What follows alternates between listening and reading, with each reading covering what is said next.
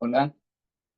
Bien, veo que se han informado todos que volvíamos a reiniciar la reunión.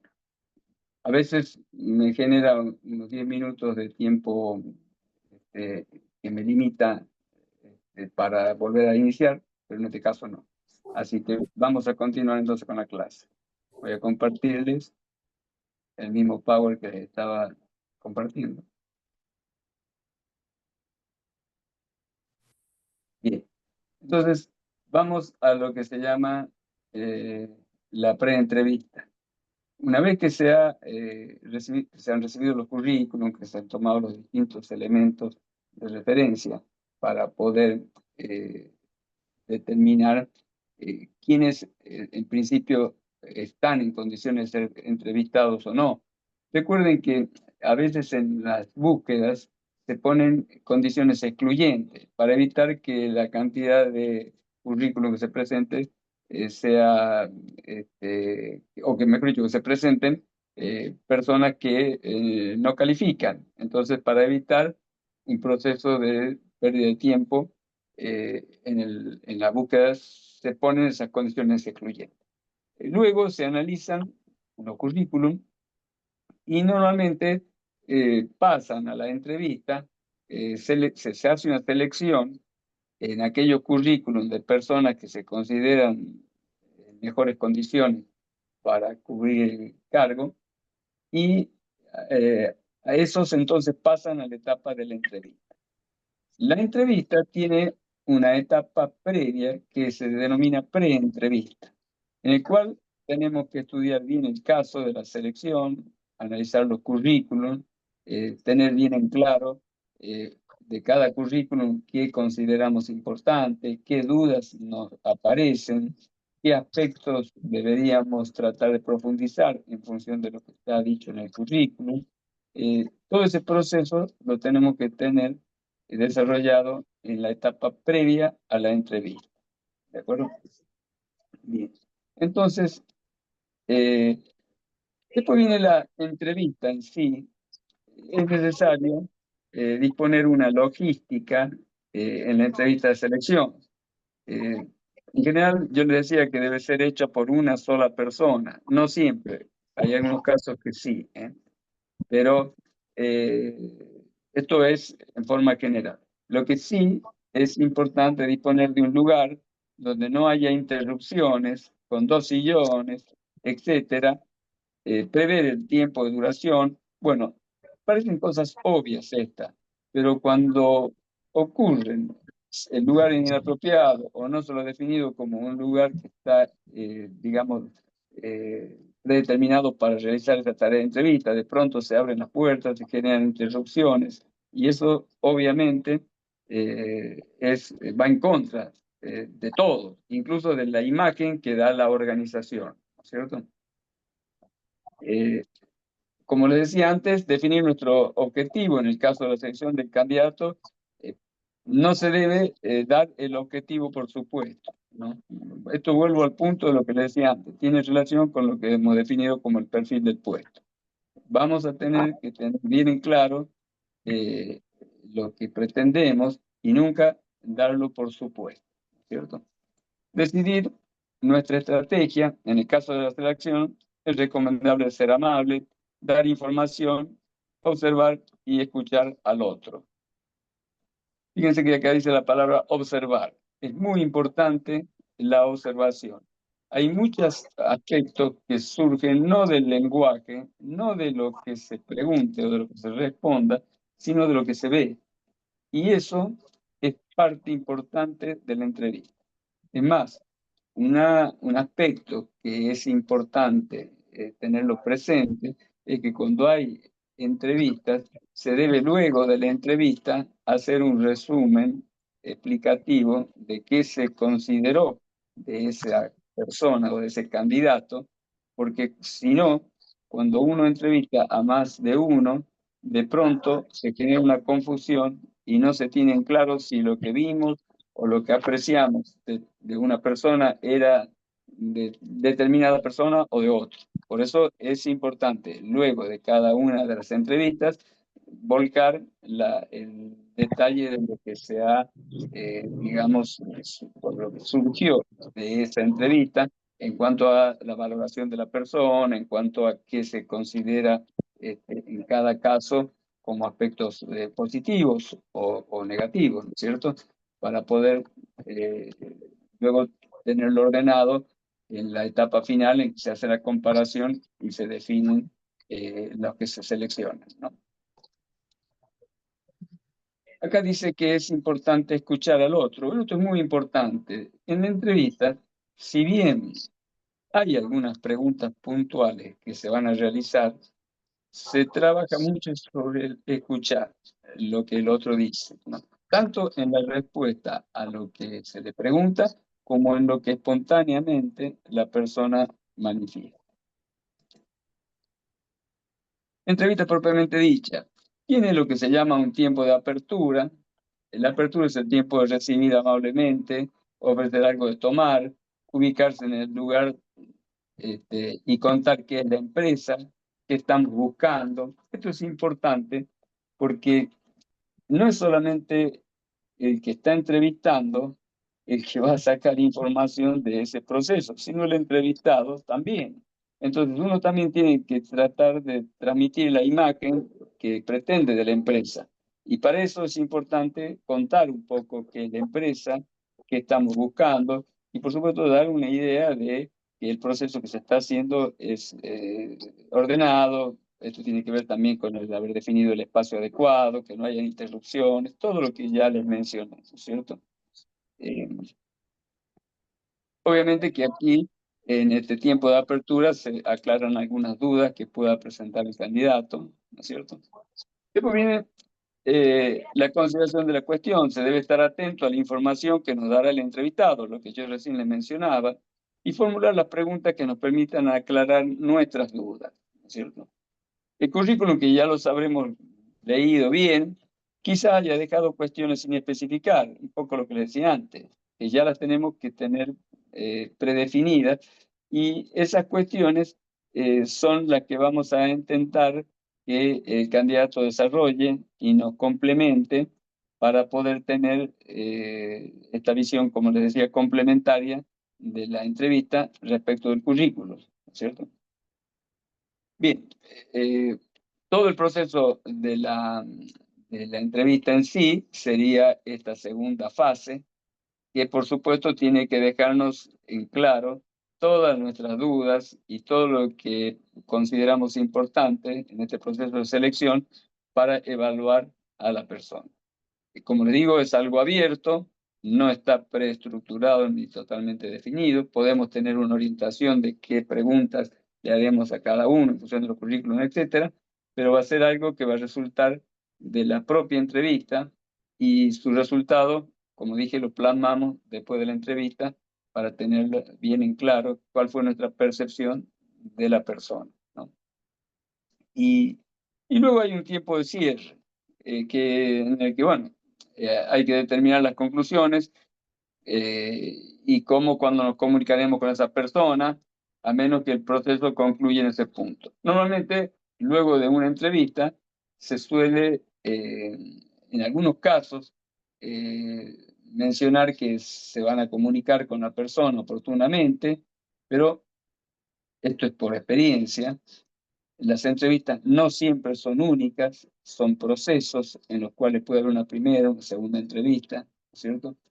Y normalmente se lo suelen a veces llamar para la segunda etapa, y no siempre se le da información porque va a ser después de la entrevista y durante el proceso de análisis que se va a evaluar comparativamente y se va a definir a quiénes vamos a llamar para una segunda etapa. Esto es cuando las entrevistas se dan en un proceso, digamos, de dinámico en el cual se tiene no una sola entrevista, sino más de una entrevista para definir el proceso de selección de los candidatos. Siempre, ya que obviamente estamos hablando de este proceso, tenemos que tener en cuenta que la idea de todo este proceso es llevar normalmente a 3 candidatos para la definición final, ¿no?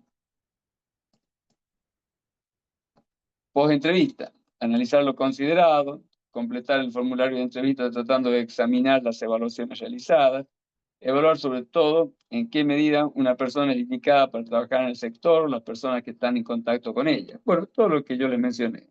Esto es muy sintético, obviamente. En esta etapa post-entrevista tenemos que dejar o volcar lo que consideramos en todos los aspectos respecto a este candidato. ¿Cuáles son los aspectos que lo valoran comparativamente respecto a otros? ¿Qué aspectos nos dejan dudas? ¿O qué aspectos consideramos negativos?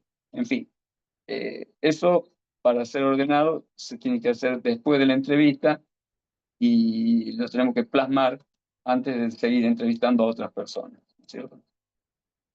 Bien. Bueno, la etapa de la revisación médica normalmente es una etapa final. Antes de eso, eh, hay una cuestión que acá no está marcada, que es el proceso de la definición. Eh, Cuando hay una terna, que son candidatos que han sido preseleccionados en los procesos estos de entrevista, normalmente se deja al jefe o al encargado del área donde se va a desempeñar la persona a que en una evaluación y entrevista final sea la persona que va a decidir.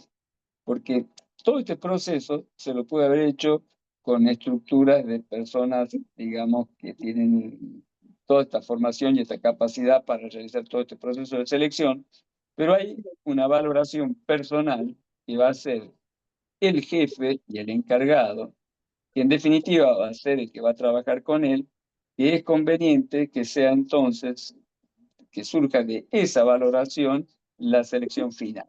Y de alguna manera también genera un vínculo y una corresponsabilidad también, ¿no? En definitiva, creo que objetivamente es entendible que la persona que en última instancia va a ser el jefe de la persona que va a ingresar, y la persona que va a tener que trabajar, para lo cual también hay cuestiones hasta de empatía con las personas, tenga la oportunidad de estar en el proceso final de selección, de esa terna, ¿no?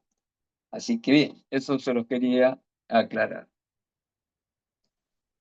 Después viene lo que se llama la revisación médica, que normalmente se hace ya en la persona seleccionada. Eh, bueno, esto es siempre, digamos, de rutina en toda organización. Hay casos en que han pasado todas las etapas de entrevista y en la revisación médica hay algún inconveniente que impide la contratación o sobre el cual surge la necesidad de profundizar la revisación. He conocido casos, ¿no es cierto?, en donde, bueno, se hace un análisis de tipo general, si hay alguna duda se puede profundizar en algún aspecto y demás. Los resultados son personas totalmente sanas, pequeño defecto o enfermedad que no es impedimento para su ingreso, defecto o enfermedad que hace aconsejable no ingresarlo, o defecto o enfermedad que se considera como impedimento para su ingreso.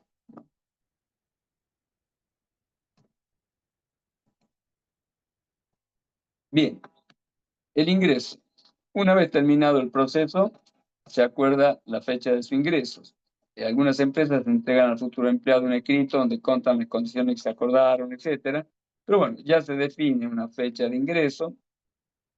Eh, Acá hay algo que ya lo vimos en la otra clase, de que una persona seleccionada, que normalmente ya ha cubierto todas estas etapas, suele tener que renunciar al trabajo en el cual se encuentra. Y ahí hay una zona gris, en donde la persona queda un poco en el aire, la persona que aspira al cargo, porque tiene que renunciar en un lado para incorporarse a la empresa. Esto ya lo hablamos en la clase, así que no vale la pena que lo repita, ¿no? Después viene la inducción a la organización en general. La inducción lo pone en conocimiento al nuevo empleado de la historia de la empresa, las visiones, los planes, productos, organigrama, lugar donde va a trabajar. Y acá es conveniente que eso sea bien aclarado y que no surja que la persona le quede en duda, aunque sea de cosas obvias como cuál va a ser el sector donde trabajar físicamente y demás, cuál es la rutina que normalmente se sigue en la empresa, etcétera, para que para que la persona después no obtenga esta información de sus compañeros, sino directamente de la empresa. Si no, la persona va a terminar considerando que las vías para obtener información son las llamadas informales, preguntándole a sus compañeros y no las que da la organización a través de su estructura y sus mandos. En este caso, todo lo que es el proceso de selección. En este proceso final, que es la inducción, ¿no es cierto? Se hace la inducción al sector y al puesto, y todo lo que no le diga el supervisor a alguien de recursos humanos, se lo dirá el sindicato o algún compañero. Si así fuera, el nuevo empleado habrá aprendido que en esa empresa, si se quiere saber algo, hay que preguntárselo a ellos, lo cual obviamente no es bueno.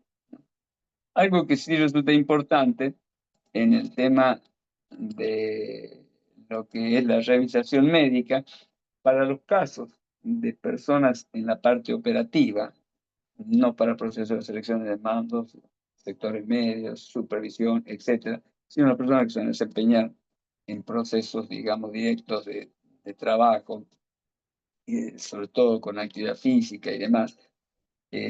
La revisión médica tiene un aspecto muy importante porque desde el punto de vista de lo que son los procesos que puedan llevar después a reclamos por enfermedades laborales, la realización médica es un recurso que le da la, eh, digamos, la normativa al empleador para que pueda saber cómo ingresó la persona.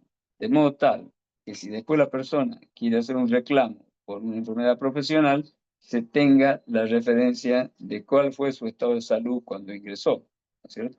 Y en ese caso, la realización médica suele tener relación con los aspectos vinculados a los riesgos que va a tener en la tarea, para que después, ante un eventual reclamo, ¿no es cierto?, eh, de, digamos, laboral, que haga de juicio laboral por enfermedad, se pueda tomar como referencia el cómo estaba en el momento de entrar, ¿cierto? Así que bien, esto es lo que le quería complementar. Bueno, yo diría que resumido, que con esto, digamos, lo doy por cerrado un poco a este tema, o al menos lo que yo tenía pensado para desarrollar en esta clase. Les pregunto si tienen alguna duda. Profe, sí, No, consulta en su experiencia, ¿no? ¿Usted cuántas entrevistas cree que son necesarias para tomar a una persona? Porque me ha pasado en lo personal o escuchar de que por ahí se tienen dos entrevistas, una que es con gente de recursos y otra con un supervisor, y hay otras que por ahí son cuatro o cinco entrevistas que parece un poco excesivo.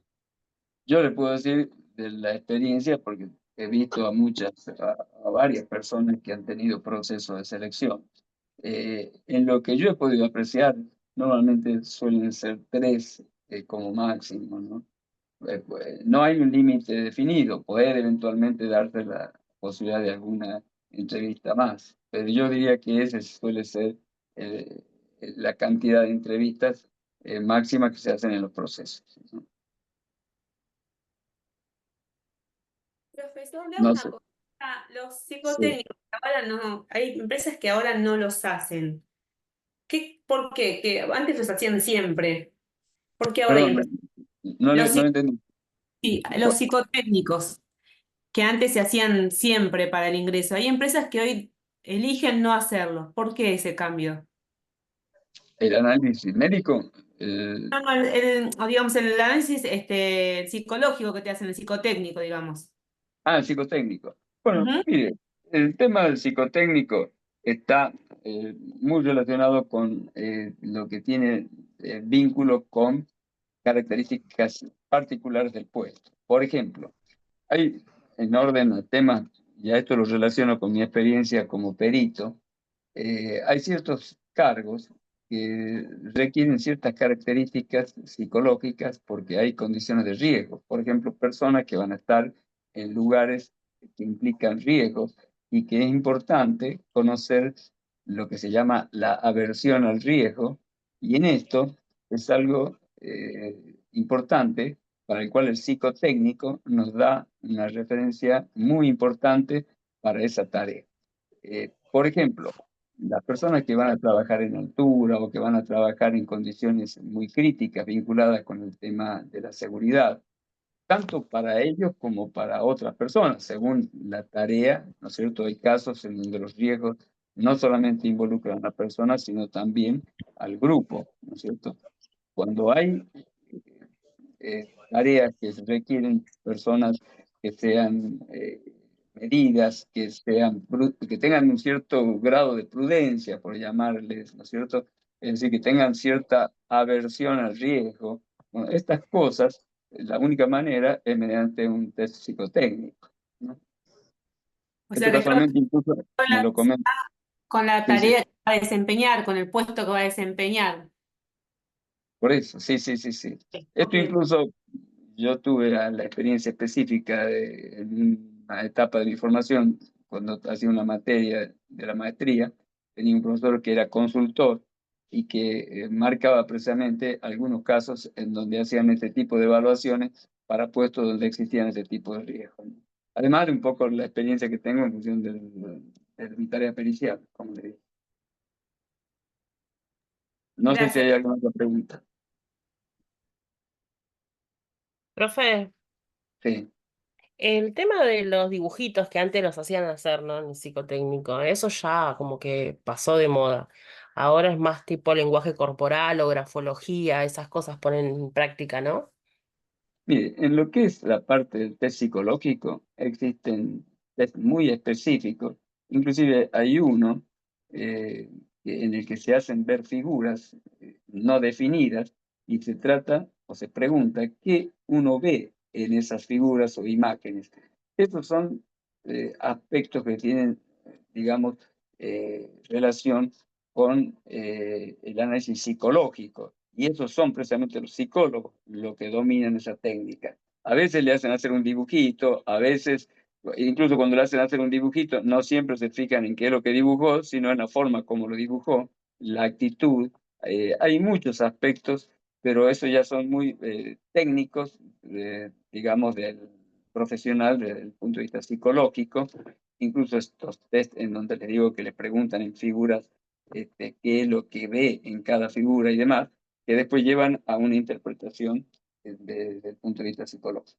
Incluso en esos casos se trata de que los resultados en las evoluciones psicológicas no sean muy técnicas y muy complejas, sino que tiendan a ser más operativas en orden a caracterizar básicamente a la persona si cumple, si no cumple o si tiene algún aspecto que no es adecuado. Sobre esto incluso hay comentarios respecto a que no sean muy técnicos estos resultados de los análisis psicológicos, ¿no? Profe, pregunta, ¿qué onda? ¿Cómo es eso del tema de los dibujitos? O sea, ¿qué le hacen? ¿Hacer dibujitos a gente grande? Eso no entendí. Sí, sí, le hacen hacer un dibujito. Lo que usted va a dibujar, a veces le dicen con un tema abierto, a veces le dan qué quiere dibujar, le dicen dibuje tal cosa, a veces no, simplemente dicen dibuje cualquier cosa. Y bueno, y ahí viene toda una interpretación que hacen los psicólogos, pero insisto, esto es algo que hace a la técnica del psicólogo, y no todas las empresas tienen psicólogos, ¿no es cierto? O psicólogos con experiencia en estas análisis psicotécnicos. A veces eso sí lo tienen las consultoras, y vuelvo a marcarles, en esos procesos se trata de que el resultado sea algo eh, operativo, concreto y no muy técnico, porque si no, no sirve en orden a lo que se pretende, ¿no? No sé si... Generalmente, igualmente en lo que es en los psicotécnicos con el tema de los dibujos, lo que suelen hacer siempre es hacer dibujar una persona bajo la lluvia y realizar una historia, por ejemplo. Escribir una historia o escribir sobre alguien o sobre algo. Después también eso de los dibujos, hoy por hoy es como que muestran temas de hacer como un copiado de puntos o mostrar tarjetas en las cuales se tiene que cumplir la misma regla, o sea, hacer lo mismo que figura en esa tarjeta, por ejemplo. Eso es lo que Sí, siguen haciendo, pero los psicotécnicos en realidad entiendo que lo hacen más también para cargos puntuales, específicamente, como gente que trabaja en altura, como gente que se tiene que desenvolver también en tareas más específicas. sí, como le digo, el tema del psicotécnico depende del proceso de selección. Hay casos en que es necesario desarrollarlo de forma específica, hay otros casos en que no, simplemente se trata de tener una referencia muy genérica sobre la personalidad, si es una persona introvertida o no, si tiene, en fin, aspectos muy básicos, pero todas esas cuestiones ya son temas técnicos que los maneja el psicólogo, y que, como le digo, tiene que brindar una información simple y entendible y no muy técnica para el proceso de selección. Quienes hayan tenido la oportunidad de conocer a alguien que fue a distintos test de psicotécnico, va a ver que hay distintas formas. A veces le hacen hacer un dibujo, a veces le muestran toda una estructura con dibujos y organigramas y se trata de ver cómo lo sigue para ver el nivel de atención. En fin, hay distintos temas, pero insisto, son temas técnicos que hacen y que los tiene que manejar el psicólogo. No sé si hay algún Profe, tiene que pasar lista antes de que se corte, ¿no? Ya está muy cerca de cortarse el tiempo. Por eso. Bien. Bueno, la idea entonces creo que ha sido, como les mencioné, ampliarle un poco este tema. Voy a ver si esto queda grabado, se lo subo al Classroom. Así que le pido por favor que hagan la lista, como lo hicimos la otra vez, de los que estuvieron presentes. Yo más o menos vi aquí quienes estuvieron presentes y me la pasen, Brisa, por favor, después, así yo la vuelco en el libro de asistencia. ¿De acuerdo?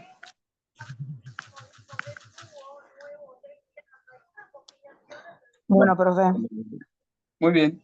Bueno, nos vemos entonces en la próxima clase. Nos vemos, profe. Chao. Muchas gracias. Nos vemos, buenas noches. Gracias. Hasta luego. Buenas Chao. noches. Hasta luego. Buenas noches. Chao, profe. Hasta luego. Buenas noches.